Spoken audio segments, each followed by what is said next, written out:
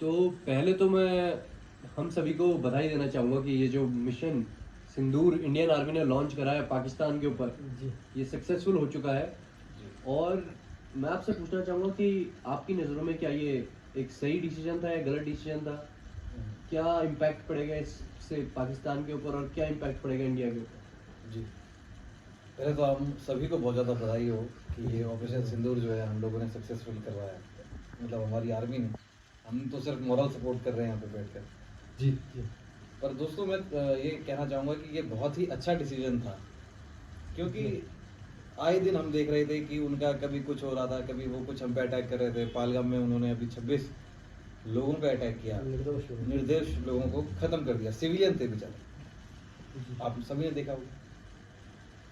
अब बहुत टाइम से हमारी पूरी जनता आस लगाई थी आर्मी पे कि कब अटैक करेंगे, और ये मुंह तोड़ अटैक जो इन्होंने दिया है इस टेररिस्ट लोगों को, इन आतंकवादियों को, तो ये बहुत ही शानदार मुझे प्रदर्शन लगा। जी।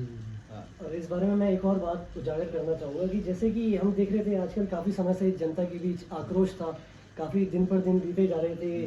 जनता पूछ रही थी कि सरकार कब निर्णय लेगी, सरकार कब कदम उठाएगी। भले सरकार ने कुछ दिन का समय ले लिया, मगर ये समय से पता चलता है कि उन्होंने कितनी शानदार एक स्ट्रेटेजी बनाई, उन्होंने कैसे कैसे पॉइंट्स चुने, कैसे टारगेट्स चुने, और इसी की वजह से ये ऑपरेशन आज सक्सेसफुल हो पाया है। मगर मैं आपको एक बात बताना चाहूँगा कि जो ये आज का युवा है वो ये सोच रहे हैं कि जैसे अभी पाकिस्तान से न्यूज़ आ रही है कि वहाँ पर अटैक में एक 3 साल की बच्ची का मृत्यु हो गई इस अटैक के चलते। तो हमारे यहाँ के लोग बहुत ज़्यादा भावुक हो रहे हैं कि मतलब क्या ये सही रास्ता था या नहीं था, तो सोच रहे हैं। और उनमें से एक मैं भी हूँ जिसको समझ नहीं आ रहा है कि क्या यही एक रास्ता था, क्या कोई और रास्ता था। तो इसके ऊपर थोड़ा हमारा मार्गदर्शन कीजिए। देखिए, आपने उस देश की 3 साल की बच्चे को तो ज़रूर देखा, पर जो 26 बेगुनाह लोग मारे गए, उनके भी तो बच्चे रहे होंगे, वो भी तो किसी के बच्चे रहे होंगे। और वॉर में तो ये होता ही है कि नुकसान तो दोनों तरफ ही होता है। वॉर का मतलब ही ये है कि नुकसान झेलना पड़ेगा। और अब स्थिति इस जगह पे आज पहुंची है कि अब बिना वॉर के हम कुछ भी बात नहीं कर सकते, मेरे हिसाब से। जी, जी। और जैसे कि हम जानते हैं कि इस हमले में इतिहास में ऐसा शायद पहली बार ही हुआ है कि लोगों से उनका धर्म जानकर उनको मारा गया है। तो ये तो बड़ी एक हीन भावना दर्शाता है, और इसके इनको देखते हुए अब हमें ये आस छोड़ देनी चाहिए कि कैजुअलिटी इधर हो या उधर हो। जैसे कि चर्चिल कहते हैं, victory is the only survival. तो हमें एक बारी को उन्हें जवाब दे देना चाहिए और ये लफड़ा एक ही बारी में ख़त्म कर देना चाहिए। आए दिन ये हालात होए जा रहे हैं। और हमें अपने दिल को भी अब मजबूत करना चाहिए कि कुछ भी हो सकता है। आप तैयार हैं जंग पे जाने के लिए? हमें भी तैयार रहना। हाँ, अभी सरकार मॉक ड्रिल करवाने की रही थी या ऐसा कुछ करवा रही थी, तो आप मॉक ड्रिल ही नहीं, आर्मी ज्वाइन करने के लिए तैयार रहिए। जी। 3-2 महीने की ट्रेनिंग करिए और जाइए बॉर्डर पे लड़िए। जी, जी, जी। बिल्कुल हम लोगों को तुरंत, क्योंकि हमें अपनी फैमिली की सेफ्टी सबसे पहले देखनी है। हम लोग जब बॉर्डर पे जाएंगे तभी हमारी फैमिली सेफ रहेगी। जी, जी। और जिस लेवल पे योगदान बनता है उसे वो देना चाहिए। देश को आज ज़रूरत है। मगर जो ये वॉर हुई, इसके ख़त्म होने के बाद आपको भी पता है, हमें भी पता है कि कोई विक्ट्री किसी की नहीं हुई असल रूप में। जी। तो इससे नुकसान दोनों देश का होगा। जी। और वैसे ही दोनों देशों की हालत बहुत खस्ता है, एक की थोड़ी ज़्यादा खस्ता है, एक की थोड़ी कम खस्ता है, पर खस्ता दोनों की हालत है। जी। तो क्या कोई डिप्लोमेटिक रास्ता, अब कोई उसका समय स्ट्रेटेजिक नहीं रास्ता, आप कह रहे हैं कि इसका समय नहीं अब है? उसका समय नहीं रहा, क्योंकि चीज़ें काफ़ी हद से आगे निकल चुकी हैं। जी। ये समय था आज से 15-20 साल पहले सोच विचार डिप्लोमेटिक चीज़ें करने का, लेकिन आज जिस हम सीढ़ी पे खड़े हैं उसके आगे दूसरी सीढ़ी नहीं है। जी। हाँ, तो जिस बहादुरी से कारगिल वॉर लड़ी गई थी, हाँ, वही बहादुरी आज हमें दिखानी पड़ी। ये बात मैं आपको एक छोटे उदाहरण के रूप में भी पेश कर देता हूँ कि जैसे कभी कोई ज़ख्म इंसानी शरीर में लगे और वो ठीक होने का नाम ना लेता हो, तो उसे आप कब तक दवाई देंगे? वो एक दिन नासूर बन जाता है और दर्द बढ़ता जाता है। तो बेहतर यही होता है कि वो बाह को काट कर अलग कर दिया जाए, इससे पहले वो पूरे शरीर में फैले। तो वो ये स्थिति कुछ ऐसी ही है। हाँ, ऐसा भद्दा धब्बा है धरती पे। वो पाकिस्तान एक ऐसा भद्दा धब्बा हो चुका है जिसको काट के हमें फेंकना ही पड़ेगा। उसी में बड़ी हमारी दिक्कत और होती इस धरती की शांति शांति निर्भर करती है। भले ही इसे आप ऑपरेशन समझो, ऑपरेशन में दर्द तो होगा, जी पर जो नतीजा आपके सामने आएगा वो एक स्वच्छ धरती आएगी। मगर इतना आसान होगा नहीं, क्योंकि बहुत सारी मिडिल एशियन कंट्रीज जो हैं उनके सपोर्ट में वो पाकिस्तान के सपोर्ट में, तो ऐसा नहीं होगा कि इंडिया आसानी से तो धब्बे को हम डाले। इसीलिए ये चर्चा कर रहे हैं कि हम अपने देश को और कैसे पावर दें एज अ यूथ। हमारे देश में यूथ बहुत ज़्यादा है, जी पर यूथ अगर वॉर से भागेगा तो कैसे हम अपने देश को सपोर्ट कर पाएंगे? हमें तो अपनी आर्मी को सपोर्ट करना है। आप अपनी आर्मी से, अपने सरकार से गुहार लगाइए कि हमें असला बारूद दीजिए, हमें कम से कम 1-1, 2-2 महीने की ट्रेनिंग दीजिए और हम जा रहे हैं उधर। जी जी ये आप गुहार लगाइए कि हमें 1-1 महीने या 2-2 महीने की ट्रेनिंग दीजिए, AK-47 से लेके बम ग्रेनेड से लेके सब चलाना सिखाइए और हम जाएंगे वहाँ फ्रंट फुट पे। जो ये सब जो करने youth- में सक्षम नहीं है वो कुछ और प्रकार की ड्यूटीज ले लें अपने लिए, जैसे कि तीमारदारी करना घायलों की, हाँ। ऊपर से जिससे जो मदद बन सके वो करें। फौज पे, सरहद पे हमारे भाई बहन दिन रात डटे हैं, उनको अनेक चीजों की जरूरत कमजोरों होती के है। लिए भी कुछ टास्क है। जी। कमजोर लोग भी ऐसा ना समझें कि वो कमजोर हैं तो वो पीछे हट जी, जाएं। जी। कमजोरों के लिए भी टास्क हैं और मजबूत हम जैसे मजबूतों के लिए भी टास्क जी। हैं। तो अपनी मजबूती को दिखाने के लिए हमें सरकार से गुहार आज ही लगानी पड़ेगी कि हमें जंग के मैदान में भेजिए, जी, हमें AK-47 मुहैया करवाइए।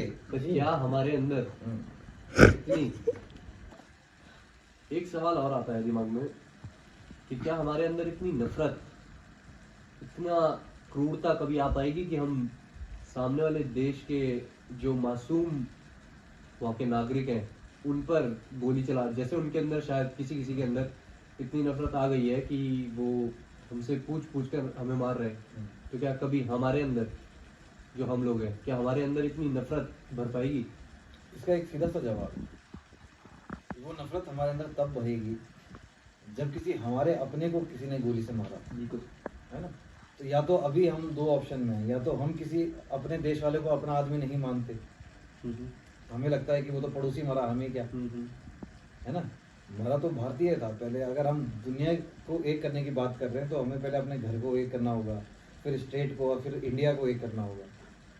तो जब अभी हमारा इंडिया का दूसरे हिस्से का भाई मरा है तो हमें अगर दर्द फील नहीं हो रहा, तो हम जब इंडिया वाले के लिए दर्द फील नहीं कर पा रहे तो पूरी दुनिया के लिए कैसे कर पाएंगे? मैं इस कन्वर्सेशन में मैं एक थोड़ा सा करेक्शन ऐड करना चाहूँगा।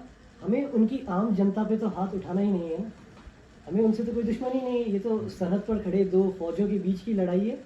हमें आम जनता पे क्रूरता दिखाने, नफरत फैलाने की कोई आवश्यकता नहीं है। उनका तो इस जंग में लेना देना भी नहीं है। और मैं कहता हूँ ये 2 राजनेताओं के बीच की बातें हैं जो वो डिप्लोमेसी से सॉल्व कर ले, बेहतर है। सरेंडर अगर एक देश कर लेता है, हमें उनकी जनता तक पहुंचने की आवश्यकता ही नहीं है। मेरा मानना तो ये है। और मेरा मानना है कि अगर जनता तक पहुंचने की जरूरत पड़े भी तो पड़े।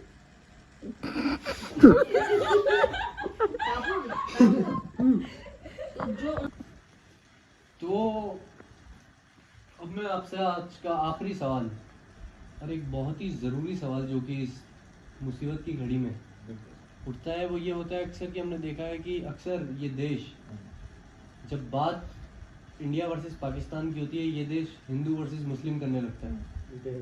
तो इसके ऊपर आपका क्या कहना है? इसके ऊपर मेरा, देखिए आदित्य, बिल्कुल साफ साफ कहना है कि ये जो अभी हालात हैं हमारे, ये हिंदू और मुस्लिम की नहीं है, बिल्कुल सवाल। ये इंटरनल फाइट नहीं है। तो इसको हिंदू मुस्लिम से तो कनेक्ट करना ही नहीं चाहिए।